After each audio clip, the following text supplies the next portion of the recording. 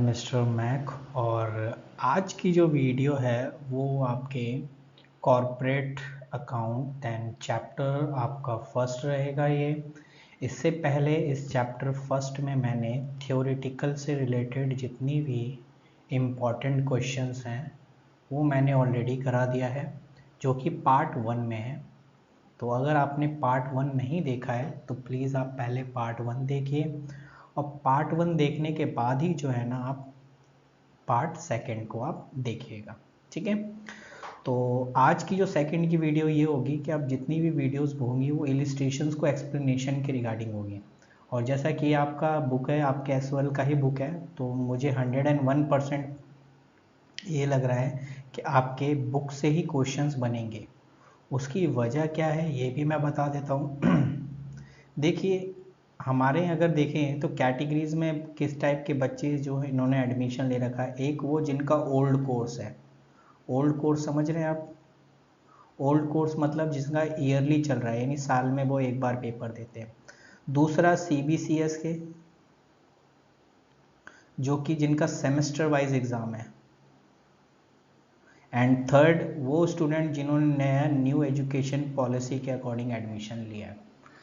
तो हमारे पास ये तीनों स्टूडेंट्स हैं जो कि कॉरपोरेट से रिलेटेड सब्जेक्ट को पढ़ते हैं।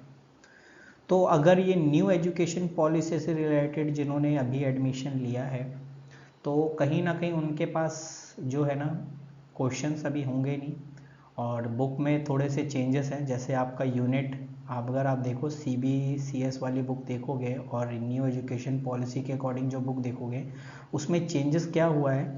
चेंजेस ये है कि जो आपका CBCS बुक था उसमें आपके टोटल आपके 5 यूनिट्स हैं, जबकि न्यू एजुकेशन पॉलिसी के अकॉर्डिंग आपका 6 यूनिट है। यानी लास्ट का जो यूनिट है वो एक थ्योरेटिकल यूनिट है।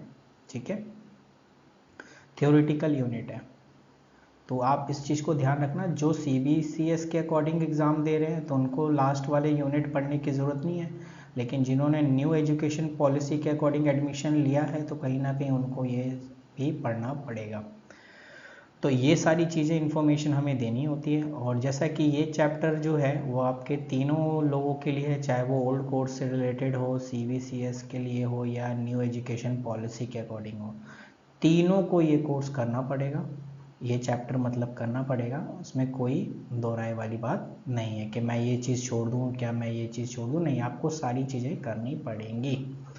तो चलिए अब चीज़ को आगे बढ़ाते हैं और इसको थोड़ा सा समझते हैं कि 12th चैप्टर में आपने मतलब 12th क्लास में, सॉरी, आपने 12th क्लास में जो है इस चैप्टर को सीखा था। जिनका अगर 12th में शेयर्स अच्छा पकड़ है जिनका, उनको तो दिक्कत नहीं आएगी, क्योंकि वो पूरा का पूरा जो हमने 12th में पढ़ा था, इशू ऑफ शेयर और उसके बाद आपका फोरफिटेड एंड री इशू, और इन तीनों को मिला के ही बनता था प्रोराटा।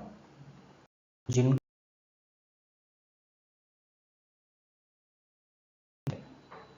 जिनको समझ में आया था कि प्रोराटा से रिलेटेड, शेयर से रिलेटेड चीज़ें समझ में आई थी, उनके लिए तो बेस्ट है। लेकिन वो स्टूडेंट जिन्होंने शेयर से पीछे भाग रहे थे तो उनके लिए थोड़ा सा प्रॉब्लम हो सकता है। तो प्लीज़ आप अब जो मैं आपको इलिस्ट्रेशन समझा रहा हूँ वो आपका एक तरीके से हेल्पफुल हो जाएगा कि अगर आपने 12th में नहीं सीखा है तो यहाँ पर आप सीख सकते हैं। ठीक है, तो चलिए आगे बढ़ते हैं। इलिस्ट्रेशन 1 इसमें कहता है X limited issue 1000 share of 10 each and payable as 3 application 4 on allotment 3 is a first call and final call and company got application 1100। पहले तो देखिए क्वेश्चन में क्या क्या रहा है। एक्स लिमिटेड नाम की एक कंपनी थी जिसने 1000 इक्विटी शेयर को इशू किया 10 ईच से, जिसमें 3 एप्लीकेशन में लिए, 4 अलॉटमेंट में, 4 और 3 7 और 3 ही हो गए 10। याद रखना फेस वैल्यू 10 होती है और इसी के हिस्से किए जाते हैं। अगर आपको और बेसिक से सीखना है तो आप मेरी 12th की जो पार्टनरशिप वाली बुक है, कंपनी वाली है, उस प्लेलिस्ट में आप जो है जाके आराम से सीख सकते हैं कि क्या से क्या चीज़ है। हालांकि यहाँ तो मैं बेसिक चीज़ें नहीं करा सकता, क्योंकि अगर बेसिक चीज़ कराऊंगा तो टाइम जाएगा, और टाइम जाएगा तो आपको प्रॉब्लम हो सकती है, तो इस चीज़ को थोड़ा सा ध्यान में रखना है।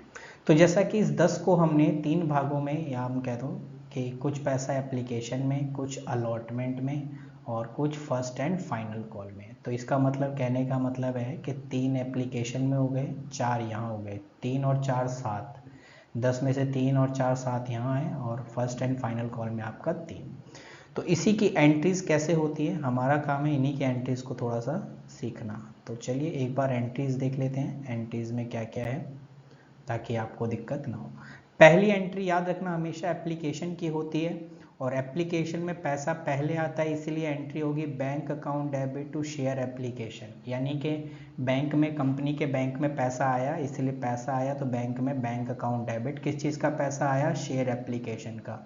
कितना आया, आप देखिए 1100 शेयर थे, आया कितना 1100, लेकिन कंपनी ने इशू कितने किए, 1000। इसको बोलते हैं ओवर सब्सक्रिप्शन।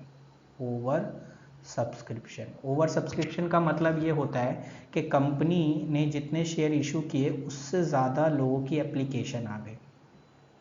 तो अब जो यहाँ पर 100 शेयर के पैसे फालतू आए हैं, उसको अगर क्वेश्चन में लिखा होगा कि इनको रिफंड करना है तो रिफंड कर देंगे। तो देखिए यहाँ लिखा भी है 100 शेयर वर रिजेक्टेड, यानी 100 शेयर को रिजेक्ट कर दिया गया, उनके शेयर को और उनके मनी को रिफंड कर दिया गया।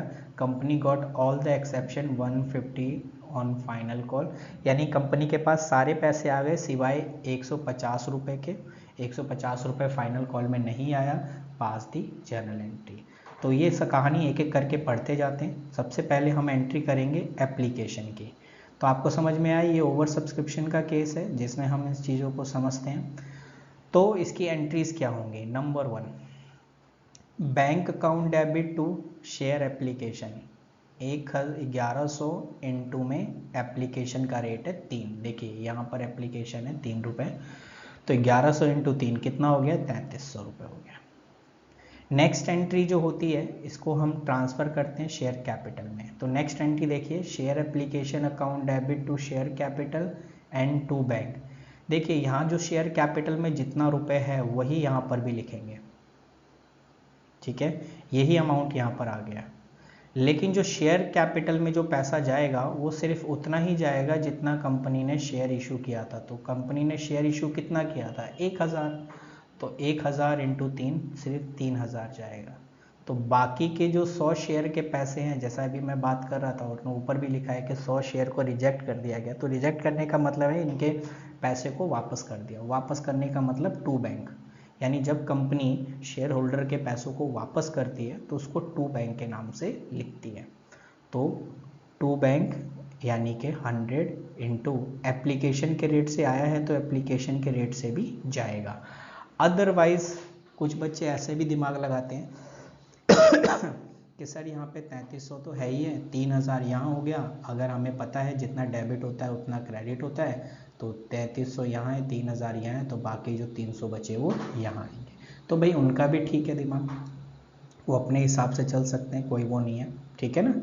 तो इस तरीके से भी कर सकते हैं। नेक्स्ट है आपका, जैसे एप्लीकेशन की एंट्री खत्म, अलॉटमेंट।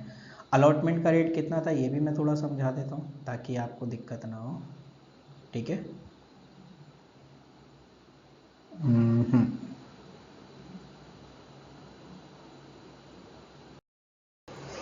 तो अलॉटमेंट में, अलॉटमेंट का रेट आपको ऊपर भी मैंने बताया था 4 रुपये है। तो इसका मतलब ये अलॉटमेंट में कितने रुपए आएंगे, कंपनी ने कितने शेयर इशू किए थे, 1000 शेयर, अलॉटमेंट का रेट कितना है, 4 रुपये।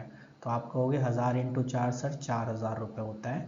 तो ये एंट्री क्या होगी, share allotment account debit to share capital.